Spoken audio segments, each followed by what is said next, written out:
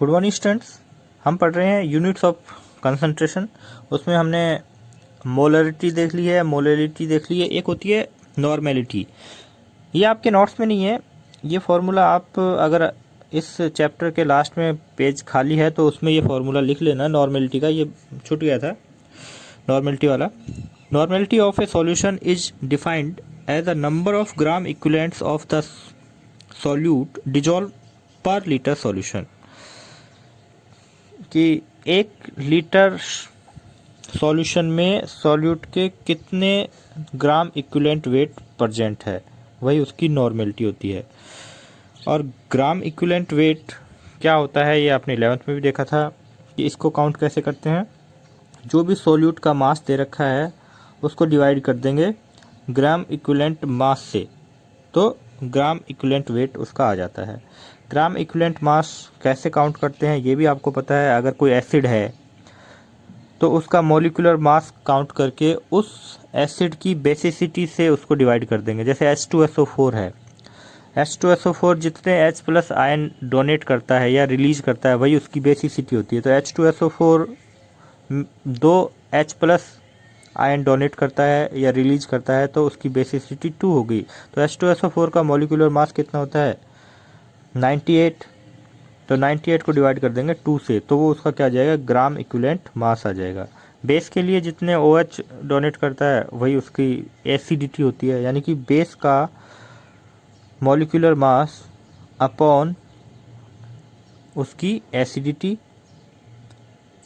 Is equal to gram equivalent mass. तो gram equivalent count करने के लिए सॉल्यूट का जो मास होता है जो हमें दे के रखेंगे उसको डिवाइड कर देंगे उसके ग्राम इक्विवेलेंट मास से, तो वो उसका ग्राम इक्विवेलेंट नंबर आ जाएगा। ठीक है। तो नॉर्मेलिटी क्या है, gram equivalent of solute upon volume of solution in litre, कि 1 लीटर में कितने ग्राम इक्विवेलेंट नंबर प्रेजेंट है सॉल्यूट के, वही उसकी नॉर्मेलिटी होती है।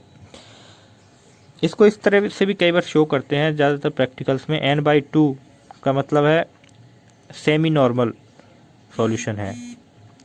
सेमी नॉर्मल मतलब इसको इस तरह से भी लिख सकते हैं 1/2n, ऐसे भी लिख सकते हैं, यानी कि 0.5n मतलब सेमी नॉर्मल इसे बोलते हैं। N/5 यानी कि इसको बोलते हैं पेंटी normal solution. Deci normal N/10 solution को डैशी नॉर्मल सॉल्यूशन बोलते हैं। और सिर्फ n है तो उसे नॉर्मल सॉल्यूशन बोलते हैं। N/100 को सेंटी नॉर्मल, 5n को पेंटा नॉर्मल, 10n को डेका नॉर्मल। कई बार वैल्यूज ना देकर सिर्फ नेम दे दिया जाता है, सेमी नॉर्मल सॉल्यूशन है तो सेमी नॉर्मल का मतलब है N/2, पेंटी नॉर्मल का N/5, डेसी नॉर्मल का N/10। तो आप देख लेना 1/10 है, 1/100 है तो सेंटी नॉर्मल, सेंटी नॉर्मल बोल दिया तो 1/100 n सॉल्यूशन है। ठीक है। तो नॉर्मेलिटी के इस फॉर्मूले का आप स्क्रीनशॉट ले लो, उसके बाद फिर हम आगे चलते हैं। अब बात करते हैं, अगली यूनिट है मोल फ्रैक्शन, जिसे x से डिनोट करते हैं। और मोल फ्रैक्शन का मतलब है कि हमें मोल काउंट करने होते हैं उस कॉन्स्टिट्यूएंट के जो सॉल्यूशन में प्रेजेंट है। जैसे किसी सॉल्यूशन में का फॉर्मेशन हो रहा है, 4 पार्ट हैं उस सॉल्यूशन के, यानी कि 4 कॉन्स्टिट्यूएंट पार्ट्स हैं। तो हर पार्ट का मोल फ्रैक्शन हमें काउंट करना है तो सभी का पहले तो मोल पता होना चाहिए कि A के कितने मोल हैं, B के कितने मोल हैं, C के कितने मोल हैं और D के कितने मोल हैं। और A का मोल फ्रैक्शन क्या होगा, मोल को N से लिखते हैं तो N के mole upon total mole. Total mole का मतलब है Na plus Nb plus Nc plus Nd, इन सभी के जो मोल्स हैं उनका सम क्या होगा, टोटल मोल होगा। तो ये A कॉन्स्टेंट पार्ट्स का मोल फ्रैक्शन हो जाएगा, यानी कि जिसका मोल फ्रैक्शन हमें काउंट करना है उसके mole upon total mole,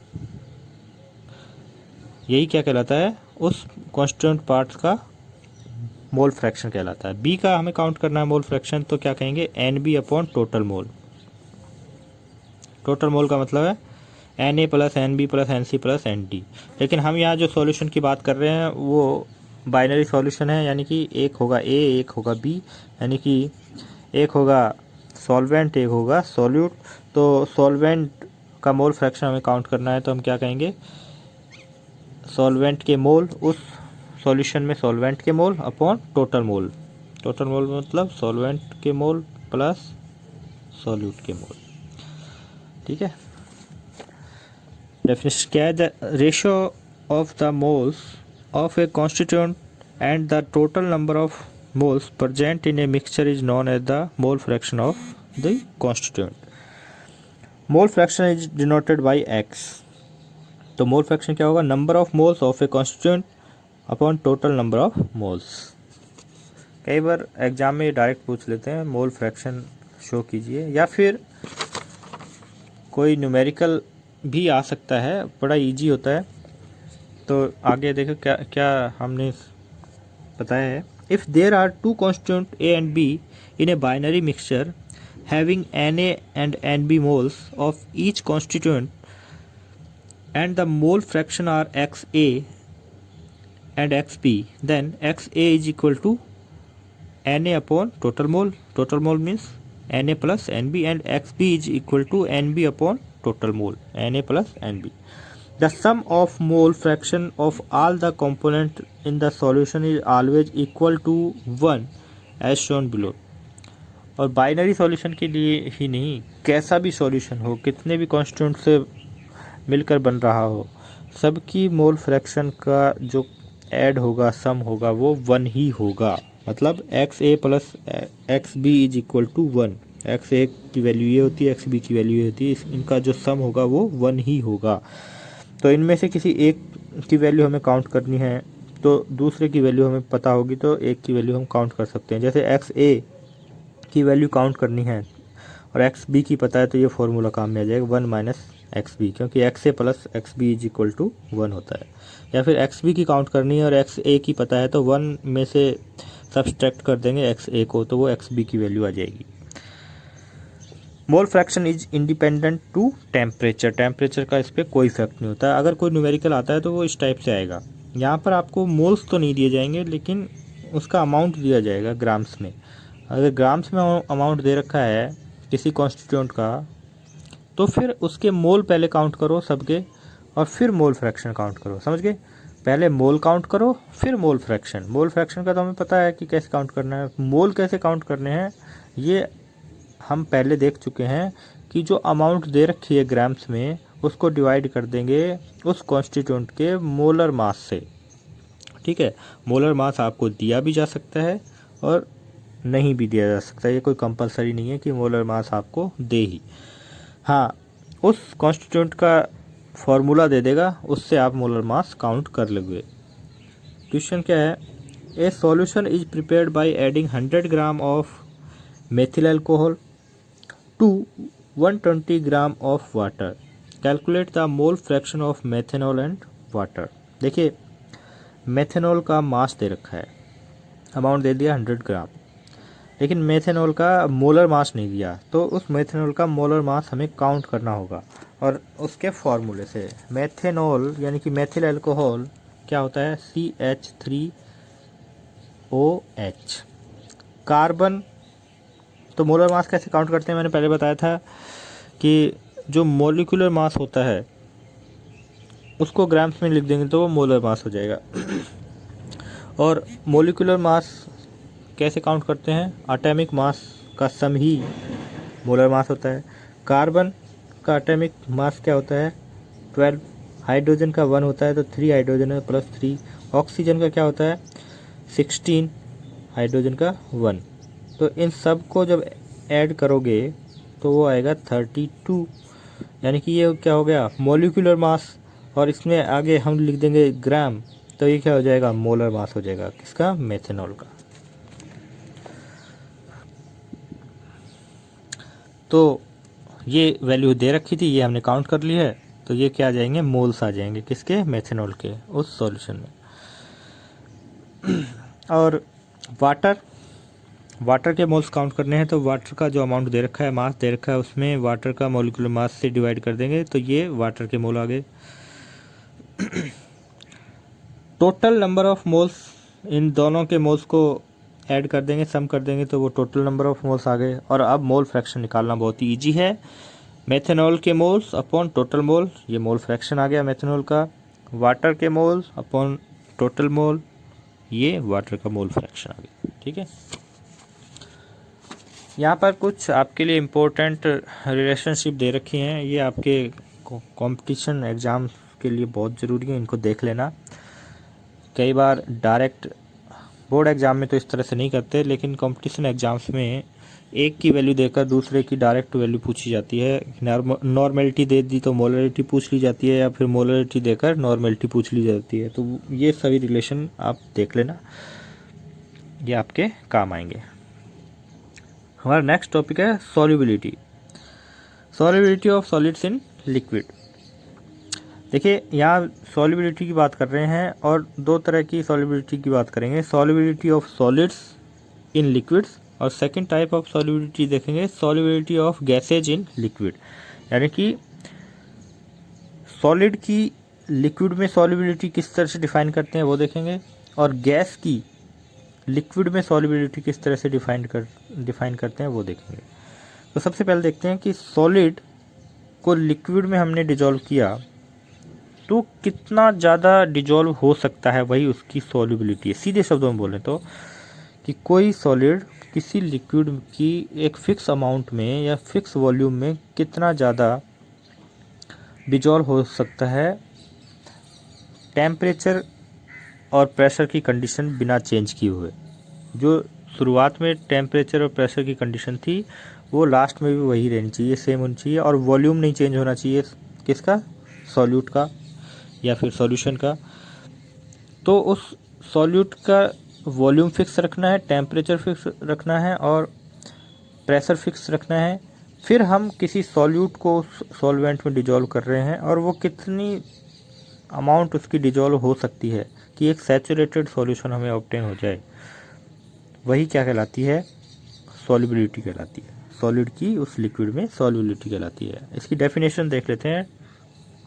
the solubility of a solid in liquid is expressed in two ways. एक तो हम मास के थ्रू डेफिनेशन दे सकते हैं या फिर दूसरा मोल्स के थ्रू दे सकते हैं। The maximum amount of a solid that can be dissolved in 100 grams of the solvent at a particular temperature is known as the solubility of that solid।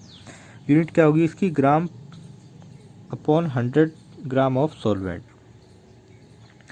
या फिर मोल्स के थ्रू अगर इसका definition देंगे तो कैसे होगा, the maximum number of moles of a solid that can be dissolve in 1 litre of the solvent at a particular temperature is known as solubility of that solid।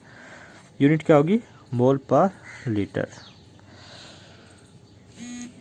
तो कोई सी definition आप लिख दोगे एग्जाम में वो सही है।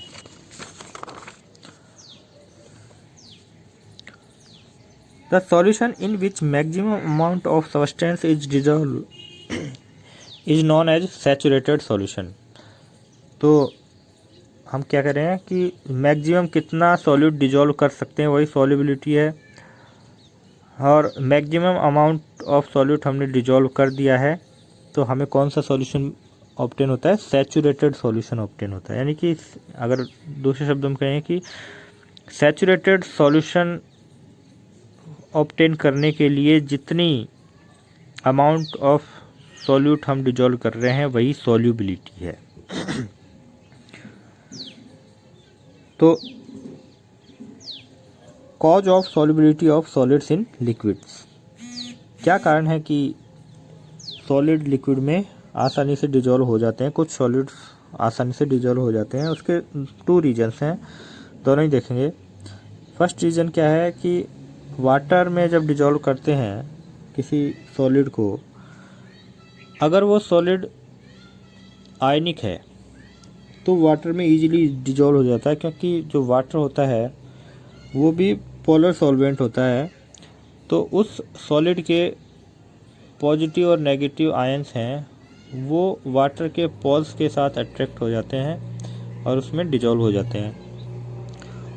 और अगर कुछ सॉलिड जो आयनिक नहीं है फिर भी वाटर में डिजोल्व हो रहे हैं, तो इसका मतलब है कि वो वाटर मॉलिक्यूल्स के साथ क्या बना रहे हैं, हाइड्रोजन बॉन्ड बना रहे हैं। तो दोनों ही तरह के सॉलिड्स की बात कर रहे हैं कि कुछ सॉलिड आयनिक होते हैं वो भी वाटर में डिजोल्व होते हैं, कुछ अनायनिक होते हैं वो भी डिजोल्व हो जाते हैं। तो दोनों का रीजन क्या है, when an ionic solid is dissolve in water the cations and anions get attracted by the opposite ends of water dipoles.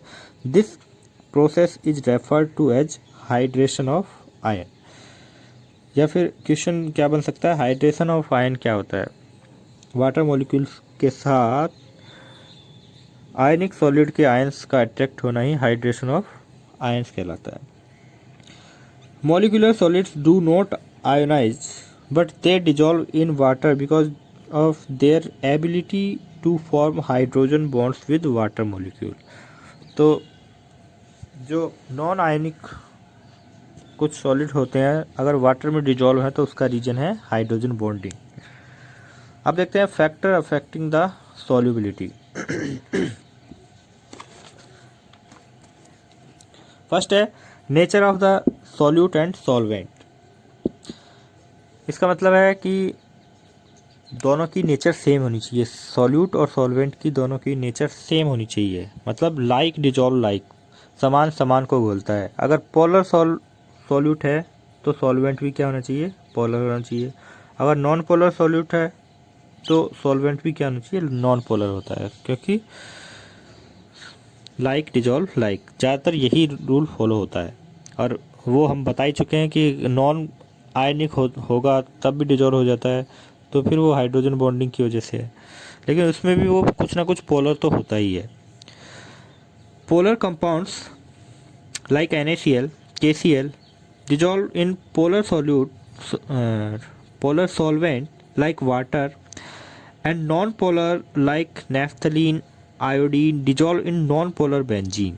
यानी कि NaCl, KCl ये तो वाटर में डिजोल्व होंगे क्योंकि ये पोलर हैं, तो पोलर सॉल्वेंट में ही डिजोल्व होंगे। और नेफ्थलीन, आयोडीन ये नॉन पोलर सॉल्यूट हैं, तो ये नॉन पोलर सॉल्वेंट यानी कि बेंजीन में ही डिजोल्व होंगे। That is like dissolves like, समान समान को घोलता है। Some solids like sugar, glucose, alcohol etc dissolve in water because their molecules form hydrogen bond with water। ठीक है, और इनका रीजन क्या है कि ये नॉन पोलर है, शुगर भी, ग्लूकोज भी, अल्कोहल भी, ये भी नॉन पोलर है, तो ये वाटर में कैसे डिजोल्व हो गए। ये तो रोज ही हम देखते हैं कि शुगर वाटर में डिजोल्व करते ही हैं, ग्लूकोज, अल्कोहल। तो ये हम जब डेली लाइफ में देखते हैं तो उसका रीज़न है कि वाटर में ये डिजॉल्व हो गए हैं। इसका रीज़न है कि ये वाटर के साथ कौन सा बॉन्ड बना रहे हैं, हाइड्रोजन बॉन्ड का फॉर्मेशन करते हैं। ठीक है, सेकंड फैक्टर है टेम्परेचर। टेम्परेचर का देखिए सीधा सा है, अगर सॉल्यूट को आपने सॉल्वेंट में डिजॉल्व किया और एंडोथर्मिक रिएक्शन हो रही है, एंडोथर्मिक रिएक्शन का मतलब है कि सॉल्यूट को सॉल्वेंट में घोला आपने, तो फिर एनर्जी बाहर से अंदर जा रही है। उस रिएक्शन को, जो रिएक्शन हो रही है सॉल्यूट और सॉल्वेंट की, उसके लिए फिर एनर्जी बाहर से आ रही है, यानी कि बाहर से नहीं आ रही तो उस सॉल्यूशन से ली जा रही है या सॉल्वेंट से ली जा रही है। इसका मतलब है जो सॉल्यूशन है आपको ठंडा हो गया है। एंडोथर्मिक रिएक्शन में यही होता है। तो आप टेम्परेचर इंक्रीज करोगे तो फिर सॉल्युबिलिटी बढ़ेगी। एंडोथर्मिक रिएक्शंस में सॉल्युबिलिटी बढ़ती है। अगर आपने सॉल्यूट को सॉल्वेंट में डिजॉल्व किया और एक्जोथर्मिक रिएक्शन हो रही है तो नेचुरल सी बात है, टेम्परेचर बढ़ाओगे तो सॉल्युबिलिटी क्या होगी, कम होगी। सॉल्यूट को सॉल्वेंट में डिजॉल्व कर रहे हैं और एनर्जी बाहर निकल रही है और आप एनर्जी और दे रहे हो, वो खुद ही एनर्जी निकाल रहा है पहली बात तो, और आपने और एनर्जी दे दी तो उसकी सॉल्युबिलिटी क्या हो जाएगी, कम हो जाएगी। सॉल्यूट को सॉल्वेंट में डिजॉल्व कर रहे हैं, वो एनर्जी चाहिए उसे, तो वो एनर्जी कहाँ से लेता है, उस सॉल्यूशन में से लेता है।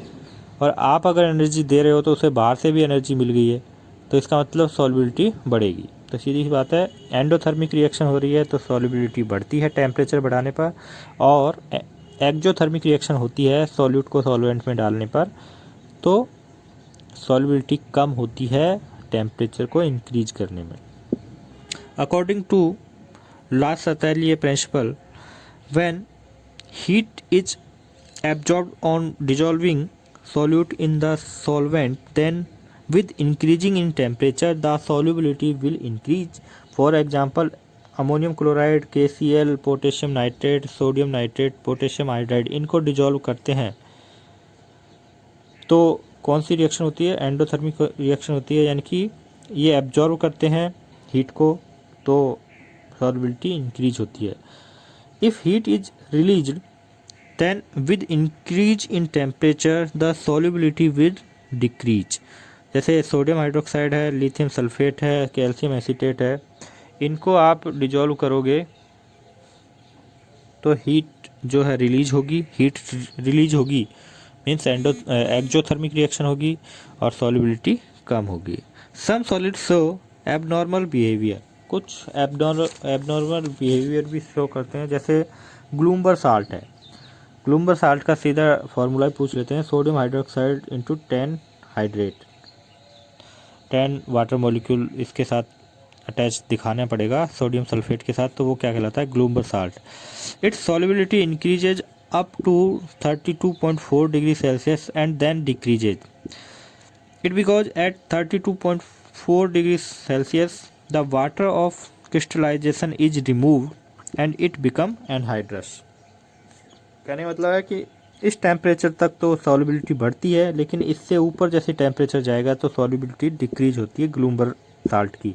रीजन क्या दिया है कि जो ये क्रिस्टलाइन वाटर ऑफ क्रिस्टलाइन यानी कि क्रिस्टलाइन वाटर है 10H2O, ये इसके बाद फिर रिलीज होना शुरू हो जाता है और फिर सॉल्युबिलिटी क्या हो जाती है? कम हो जाती है।